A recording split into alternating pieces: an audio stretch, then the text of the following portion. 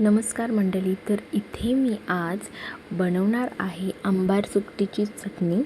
तर तव्यावर आंबार सुकट घेतलेली आहे आणि अशी मस्त चुलीवर भाजायला सांगितली आहे मी मम्मीला.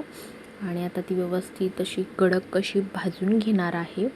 एकदम आपल्याला कडक भाजून घ्यायची आहे.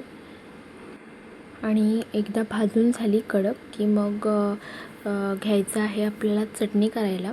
तर ही चटणी तुम्ही खलबत्त्यामध्ये पण करू शकता. मी खलबत्त्यामध्येच करते नेहमी, पण मला यावेळी मिक्सरमध्ये करून दाखवायचं होतं, त्याच्यामुळे मी मिक्सरवर केलेला आहे. इथे मी घेतलेला आहे मिक्सरच्या भांड्यामध्ये मसाला अर्धा चमचा आणि ह्या 4-5 अशा मिरच्या टाकलेल्या आहेत. तुम्ही ह्या मिरच्या तिखट आहेत त्याच्यामुळे मी मसाला कमी टाकलेला आहे त्या अंदाजानुसार. लसूण टाकलेला आहे आणि आता ही आंबार मी ह्याच्यामध्ये अशी टाकून घेते. बरं, ह्याच्यामध्ये तुम्हाला मिठाचं प्रमाण कमी टाकायचं आहे, कारण जेव्हा आपण म्हणजे आमच्या इकडे तरी सुकी मच्छीला म्हणजे खारवलेल्याच असतात, त्याला ऑलरेडी मीठ असतो, त्याच्यामुळे त्याला एक्स्ट्रा मीठ टाकायची काही गरज नसते.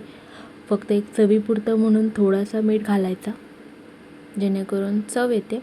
आणि ही जी चटणी बनवली आहे त्याला तुम्ही फोडणी देऊन पण म्हणजे ह्याच्यासारखी कांदा लसूण ह्याची फोडणी देऊन पण ती चटणी ओली चटणी म्हणून करू शकता. अप्रतिम लागते. त्याची पण व्हिडिओ मी नक्कीच करेन. आता सध्या तरी ही व्हिडिओ आपली पुढे जाऊ दे आणि तुम्हाला पण लहानपणीच्या तुमच्या गोष्टी आठवतील ही चटणी बघितल्यानंतर. तर इथे मी मिक्सरला घेतलेला आहे. खलबत्त्यावर अतिउत्तम लागते. थोडासा एक तोंडाला क्रश जाणवतो, कारण मिक्सरमध्ये जितकं होतं त्याच्यापेक्षा अशी भरड अशी खलबत्त्यावर होते. थोडंसं आता मीठ घातलेलं आहे मी आणि आता हे पुन्हा एकदा मिक्सर करून घेते.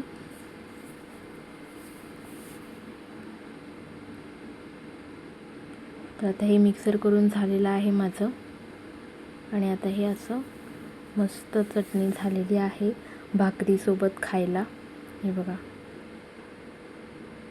पण जर तुम्ही ही चटणी खलबत्त्यामध्ये केली असती ना तर खूप छान झाली असती. खलबत्त्यामध्ये सुद्धा करू शकता.